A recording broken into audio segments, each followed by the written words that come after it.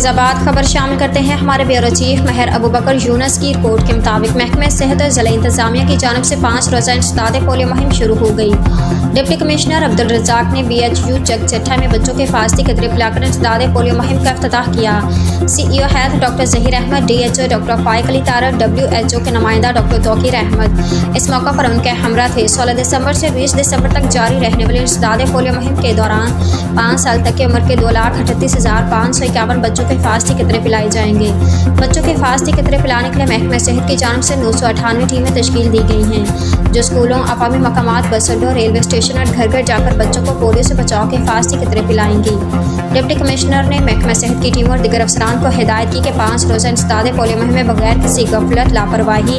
اپنے اہداف کے مطابق بچوں کے فاستی قطرے ضرور پلائے جائیں، اور اگر کسی ٹیم کی جانب سے غفلت یا لاپرواہی کا مظاہرہ کیا گیا تو ان کے خلاف سخت محکمانہ کارروائی عمل میں لائی جائے گی۔ ڈپٹی کمشنر نے مقامی علماء کرام، میڈیا کے نمائندوں اور سوسائٹی کے دیگر سرکردہ افراد سے اپیل کی کہ اپنے بچوں کے صحت مند، روشن اور محفوظ مستقبل کے لیے انہیں پولیو سے بچاؤ کے فاستی قطرے ضرور پلانے میں اپنا بھرپور کردار ادا کریں۔